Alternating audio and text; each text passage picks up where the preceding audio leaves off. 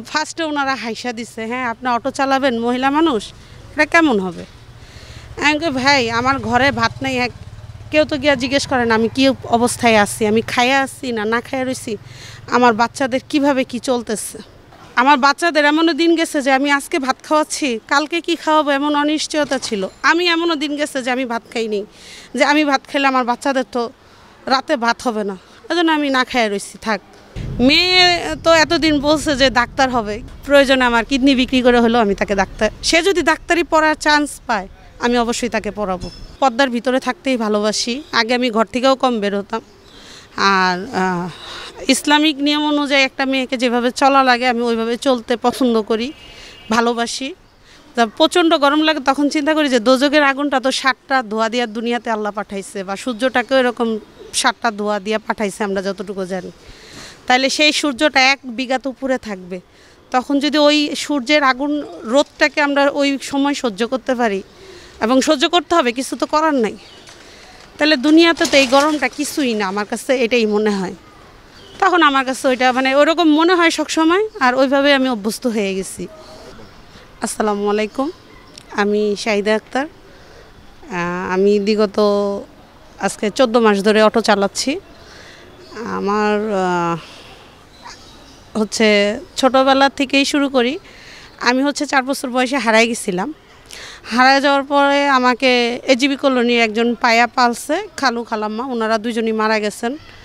তা আমার যখন পূর্ণ বয়স হয় আর কি, বিয়ে হয়, তা বিয়ে হয়েছে যার সাথে ভালোই ছিল মোটামুটি সংসার। মোটামুটি বলতে তাকে আমি 2018 সালে একদম সর্বশান্ত হইয়া তাকে বিদেশে পাঠাই, ইরাকে পাঠাই।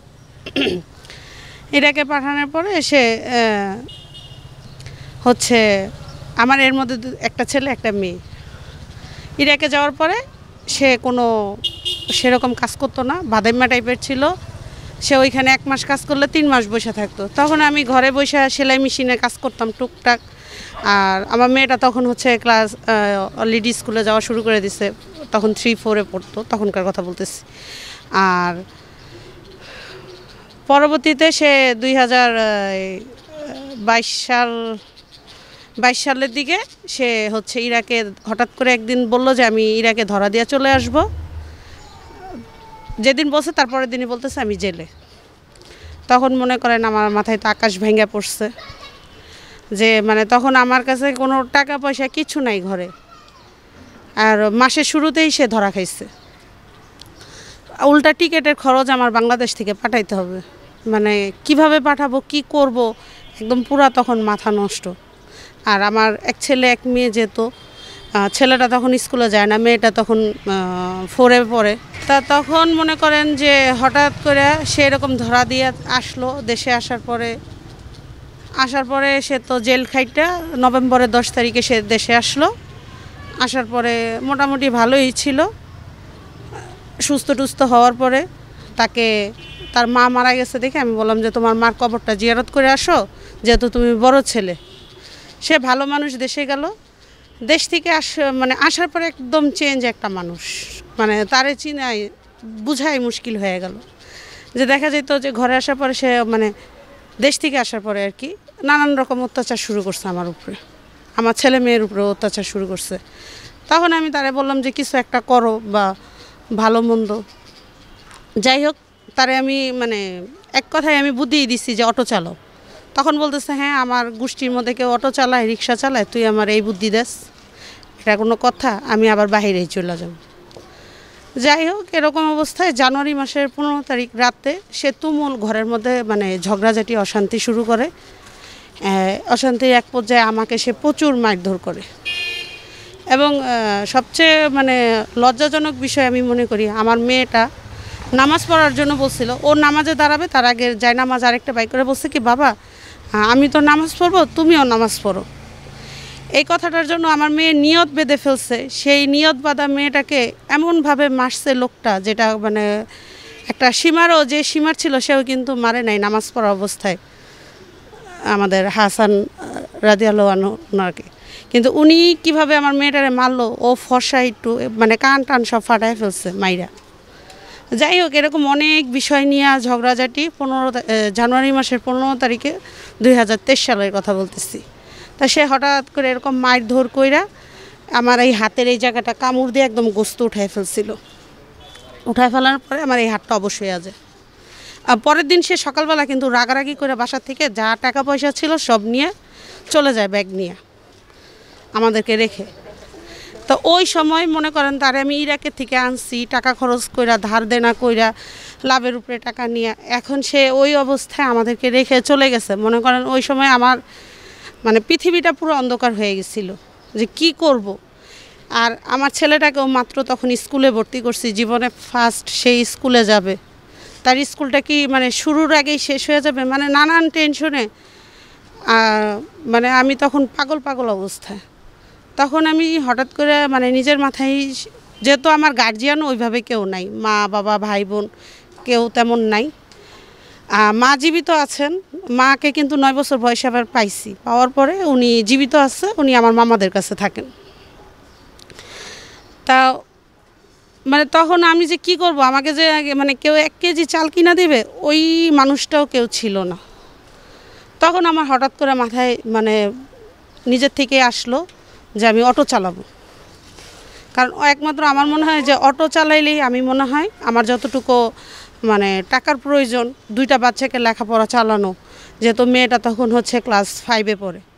আর 5-এই একটা আমি মনে করি একটা বাচ্চার জীবনের গড়ার শুরুটাই 5-এর থেকে। আর আমি 5-এ আমার মেয়েটাকে কোনোভাবেই পড়া বন্ধ করার মানে কল্পনাও আমি আনতে পারি না যে আমার বাচ্চাকে আমি পড়াবো না। তো এমন তো অবস্থায় আমি সিদ্ধান্ত নিলাম যে অটো চালাবো। পরে এক ভাইয়া আমাদের এলাকারই, ওনার ছেলের অটো আছে। তো ওই ভাইয়াদের সাথে কথা বললাম। ফার্স্টে ওনারা হাইসা দিছে, হ্যাঁ আপনি অটো চালাবেন, মহিলা মানুষ, এটা কেমন হবে? আমি কই ভাই আমার ঘরে ভাত নাই, কেউ তো গিয়া জিজ্ঞেস করেন আমি কী অবস্থায় আছি, আমি খাইয়া আছি না খাইয়া রয়েছি, আমার বাচ্চাদের কিভাবে কি চলতেছে।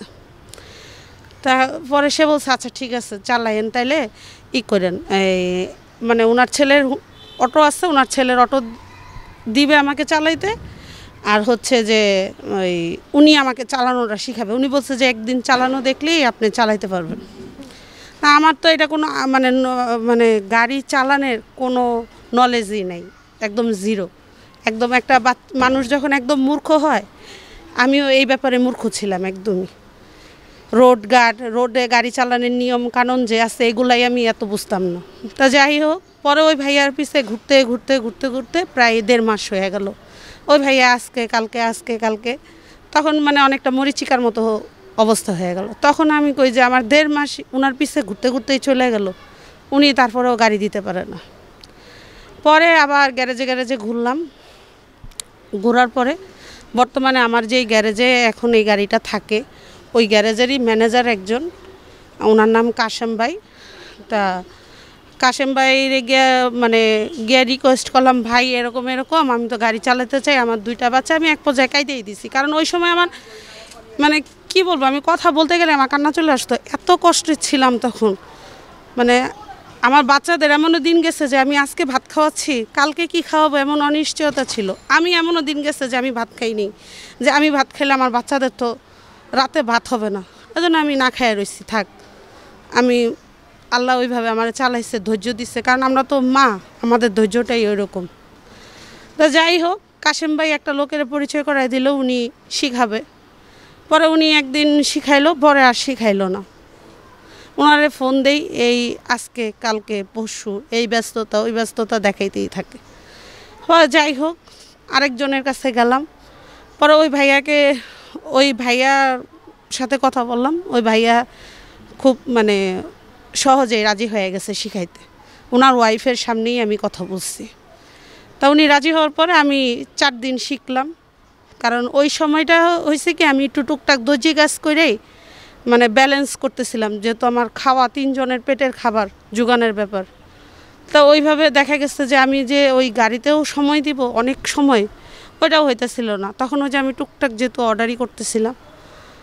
তা এমন তো অবস্থায় আমার 4 দিন শিখার পরে এই মনে করেন একটা যুদ্ধ শুরু হয়ে গেল, গাড়ি।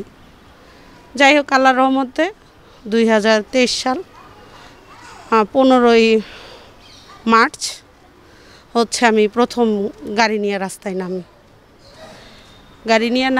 আলহামদুলিল্লাহ। তারপরে প্রথম দিনের অভিজ্ঞতাটা একটু ভয়ানক ছিল, কারণ যেহেতু ওইরকম হাত পুরা ক্লিয়ার হয় নাই। 4 দিন শিখছি, হাত পাকা হয় নাই।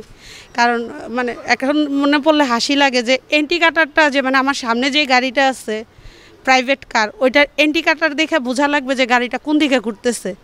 আমার এমনও গেছে যে আমি গাড়িটা ডাইনে ঘুরবে, এন্টিকাটার তো আগেই দিচ্ছে, কিন্তু আমি তো তখন এন্টিকাটারই বুঝতাম না, মানে এন্টিকাটারের লাইটটাই আমি বুঝতাম না।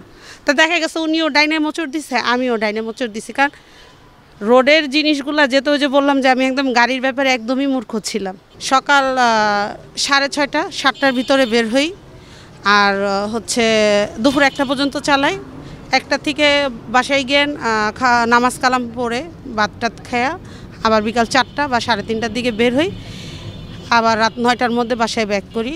তো এর মধ্যে আমার আলহামদুলিল্লাহ যাই হয়, কোনো দিন 1000ও হয়, কোনো দিন 1200 হয়, কোনো দিন 500-600 হয়, এটার কোনো ঠিক নেই। তবে বর্তমান বাজারে 1000 টাকা কামানো অনেক কঠিন ব্যাপার, কারণ এখন আগের থেকে মনে করেন যে গাড়ি প্রচুর হয়ে গেছে, আর যাত্রীরা এমন ভাড়া বলে, মানে তখন অনেক সময় কান্না চলে আসে যে মানে কি গাড়ি চালাবো, কেমনে কি করব। কারণ আমার মেয়েটা 6-এ পড়ে, ছেলেটা কেজিতে পড়ে আল্লাহর রহমতে, মেয়েটার রোল 3, ছেলেটা কিন্ডারগার্টেনে আছে। যাই হোক, ভবিষ্যৎ পরিকল্পনা আমি একটা যে কোনো ব্যবসা করতে চাই। ভবিষ্যৎ বলতে আমার ছেলেটা যেহেতু কেজিতে পড়ে, সামনে এই 1-এ উঠবে, আমি আর 1-2 বছর চালাইতে চাই অটোটা, 1 বছর। কারণ কি আমি ছোটোখাটো একটা ব্যবসা করতে চাই, ব্যবসা করতেও তো পুঁজি লাগবে। আমার এই মুহূর্তে কোনো পুঁজি নাই, যা আছে আলহামদুলিল্লাহ খাচ্ছি, ছেলে মেয়েকে পড়াচ্ছি, মেয়েটাকেও একটা ভালো টিচার দিচ্ছি যাতে সে ভালোভাবে পড়তে পারে, শিখতে পারে। কারণ আমি চাই আমার মেয়েটা ভালো কিছু হোক ভবিষ্যতে। আর মেয়ে তো এতদিন বলছে যে ডাক্তার হবে, কিন্তু মানে সে যা হইতে চায় সেটাই। তারপরেও ডাক্তার হইতে চাইলেও আমার যতটুকু দরকার প্রয়োজনে আমার কিডনি বিক্রি করে হলেও আমি তাকে সে যদি ডাক্তারি পড়ার চান্স পায় আমি অবশ্যই তাকে পড়াবো। আমি একটা মানে চিন্তা ভাবনা আছে যে মানে 2টা অপশন আছে আমার কাছে। একটা হচ্ছে আমার খুব পছন্দ, সেটা হচ্ছে লাইফ বেকারি, যেটা এখন বর্তমানে মানে খুব ভালো চলে, সেই হিসাবে আমার একটা লাইফ বেকারি দেওয়ার ইচ্ছা। আর সেকেন্ডটা হচ্ছে যে অটো পার্টসেরই দোকান, যে বেকারি কাজ ঘরোয়াভাবে টুকটাক মানে জানি। আর ওইরকম যখন মানে প্রিপারেশন নিব তখন অবশ্যই ট্রেনিংয়ের ব্যবস্থা তো আছে, ট্রেনিং নিয়ে নিব।